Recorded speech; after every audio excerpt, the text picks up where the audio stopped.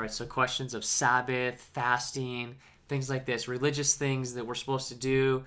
We're addressing them today. Jesus, are we supposed to do them? Are we not supposed to do them? Can we do them? Like, what's the deal? And so we're going to talk about it today.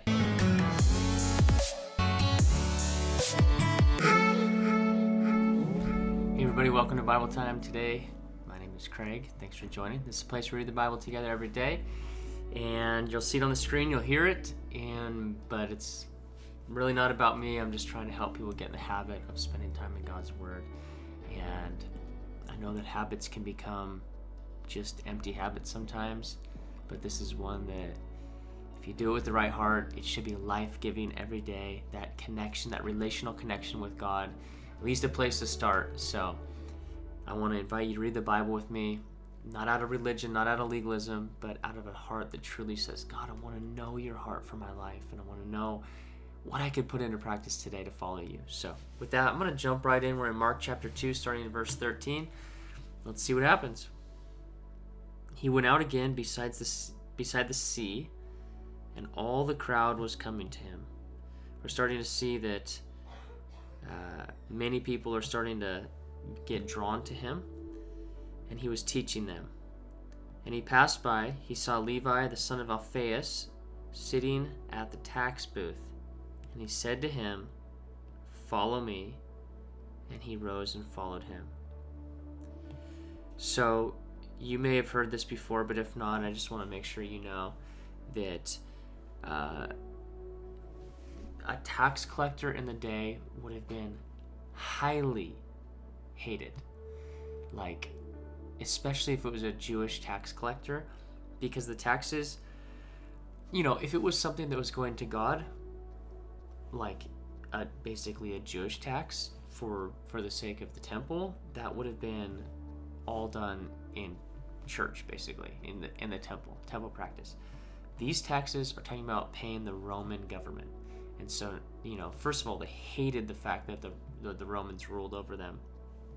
Secondly, for the Romans to use a Jew to collect taxes from other Jews would have been, they just hated it. And then lastly, and we don't necessarily know what Levi specifically, which, by the way, Levi's name is Matthew,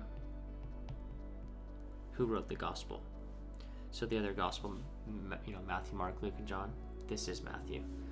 So, but the last thing that would happen quite often is, say you owed the Roman government $9. The tax collector might say, you owe $10. And then they'd give the 9 to the Roman government like you owed, and they'd keep the 1. Either way, whether they actually extorted and stole like that, I think that generally speaking, it was understood that they were paid well, and that they were paid well to collect money from their brothers and sisters to give it to the Roman government. So people just despised them because they were wealthy. However it is that they got it, nobody liked how they got it. They didn't think that it was. Anyway, point is, this dude is hated, and he turns out to become one of the people that writes one of the Gospels of the New Testament. So it's amazing. But he says, "Follow me," and he rose up and followed him. And as he reclined at the table of his house, many tax collectors and sinners were reclining with Jesus and his disciples, for there were many who followed him.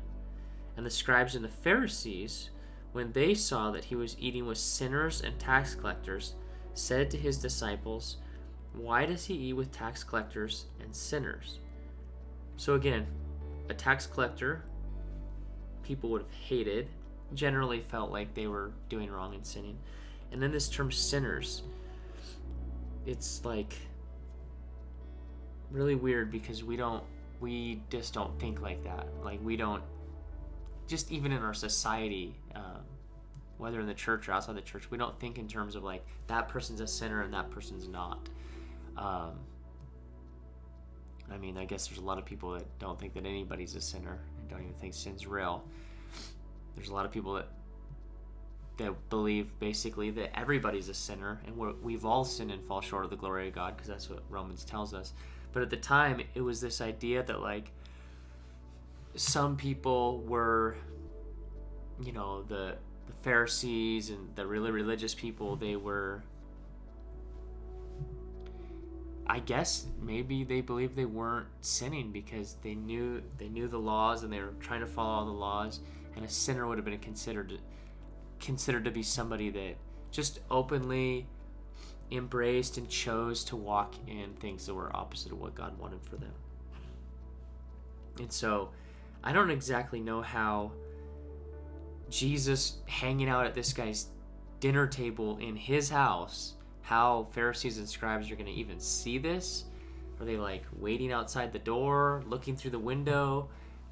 Maybe the homes were different. It was out in the courtyard, and I don't know how it is. However it happened, they saw, and this is who Jesus liked to hang out with, was those that intentionally chose to do wrong, those that were despised in the eyes of other people. It says, when Jesus heard it, he said to them, those who are well have no need of a physician, but those who are sick.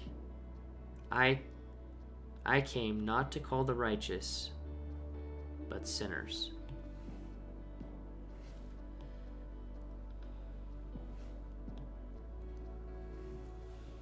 These couple sentences completely express like Jesus' heart.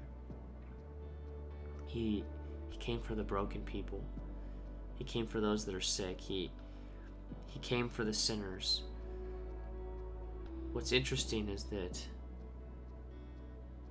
we know that we've all sinned. We know that we're all broken. And I think this is just another example of when Jesus is talking to somebody, they really have to have ears to hear what he's saying. Because how easy could it have been for those Pharisees to say, oh, well, yeah, I'm not a sinner, so you didn't come for me, and I don't need a physician, I'm not sick, so you didn't come for me. I guess I'm good.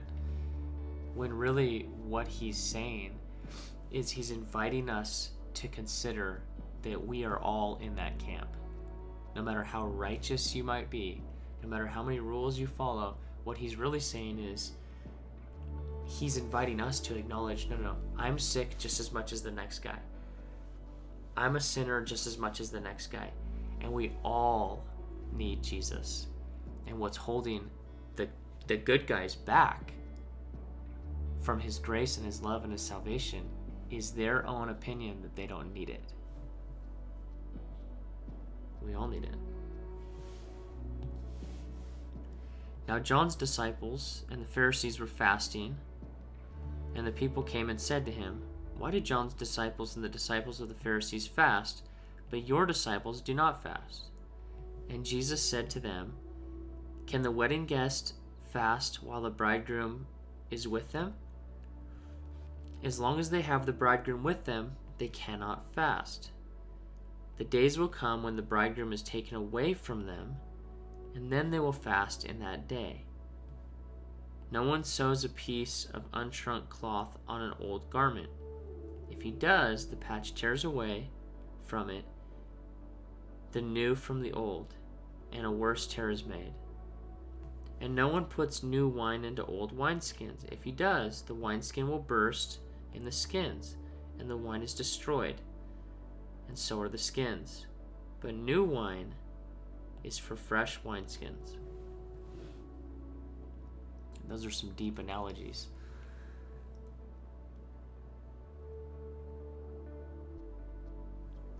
Thinking these two analogies at the bottom, the cloth and the wineskin. And there's probably a lot more to this, and hey, if you have thoughts, or either you've studied or you just have some thoughts of what it is, totally probably good, because I don't know if there's like one like this is exactly what it means, but I think generally speaking what he's saying is that hey, there's something new happening here, and we can't just put something old, an old tradition, an old way of looking at things, an old way of doing things on this new thing. God is doing something new right now in me. Jesus is saying, I'm like new wine. I'm like a new garment. I'm doing something new right now, and you need to embrace it in a new way. And so he's like, these guys don't need to fast. They're literally with me. Fasting is a way to petition God, to seek God, to grow closer to God, to beg of God, and God is with them. And so he's like, they don't need to fast right now. I'm with them, but when I go, that would be a good time to fast and continue to seek me in that way. So that's what I got from it. There's probably a lot more in there, but you can draw some of those conclusions. One Sabbath he was going through the grain fields, and as they made their way, his disciples began to pluck heads of grain. And the Pharisees were saying to him, "Look, why are they doing what is not lawful on the Sabbath?" So again, like, are they just watching them walk across a grain field, or what's going on? And he said to them, "Have you never read what David did when he was in need and was hungry? He and those who were with him, how he entered the house of God in the time of Abiathar the high priest, and they ate the bread of the presence, which is not lawful for any but the priests to eat, and also gave it to those who are with him. And he said to them, the Sabbath was made for man, not man for the Sabbath. So the Son of Man is Lord, even of the Sabbath." So the Sabbath for them would have been sundown on Friday till sundown on Saturday, one 24-hour period of complete rest. God commanded no work. He commanded them to cease and to rest. And it's this invitation to worship God and to grow in relationship with family and friends, and to truly say in your heart, even when I stop producing, God, I trust you. I know that you are the real worker. You're the sustainer of life. You're the provider. I don't have to work and work and work and always provide everything. That's the heart of the Sabbath. It's a gift of rest for us. But what happened was that original commandment from God as an offering of this gift of rest, year after year, the leaders would take God's heart, but they would say, okay, well, what does that mean exactly? What are we allowed to do and not do? And if we're not allowed to work, then, how far can you walk before it becomes work? What type of thing can you do before it becomes work? And for them, picking food was work. And so the Pharisees, these particular guys at this particular day, they might have had a decent heart about it. They might have, had this heart this just said, God, we just want to honor you. You asked us to cease and not work, and we just want to honor that. And so they're kind of like, well, why are you guys doing that? And just wondering. Or maybe they had a really bad attitude about it. I don't know. Sometimes when things get off over years and years and years, they're still off down here, but the guy that's kind of leading the charge isn't necessarily bad-hearted. And so Jesus is going out of his way to correct the way that this view has become off a little. He even says that, hey, you're talking about not picking food on one day a week, but we could pick it every other day. Well, how about this bread that was in the temple that nobody's allowed to eat ever except for the priest? No regular person's allowed to eat it ever, no day. But they were hungry, they were in need, they went in and they ate the bread this particular day. And he's saying, hey, the heart of the issue is rest and not working and trusting God, but the Sabbath was made for man. It's a gift for man. Man is not made to just follow the Sabbath. The Sabbath isn't the important thing here, and man is bound to it. Man is the important thing. Man is made in God's image. Man is created, and the Sabbath is a gift for man to rest and to rejuvenate and to trust God and to see God work on their behalf. And then he says this, the Son of Man, he says, I am Lord even of the Sabbath. I'm Lord of everything. And so some people on the other end of the spectrum take passages like this and they're like, see, Jesus said the Sabbath doesn't matter. Forget it. We can do whatever we want. Don't even keep a Sabbath.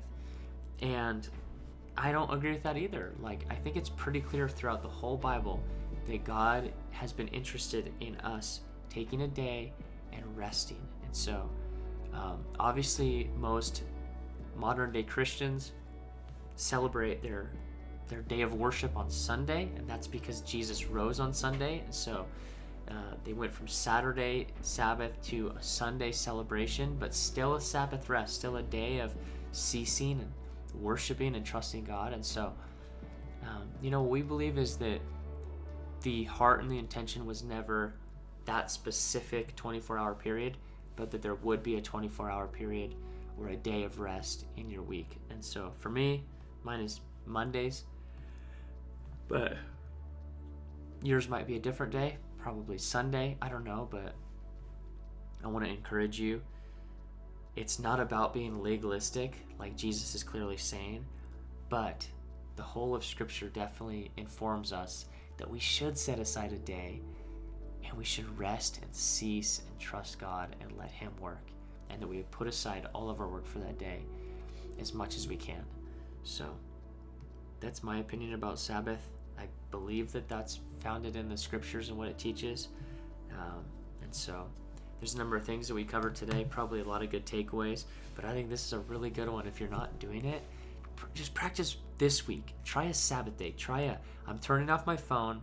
I'm not checking my work email. I'm not responding to work calls. I'm literally resting for this day. And I'm thinking about Jesus. I'm trusting God, and I'm thanking Him for providing for me. So if you're not doing that, I want to encourage you to do that. And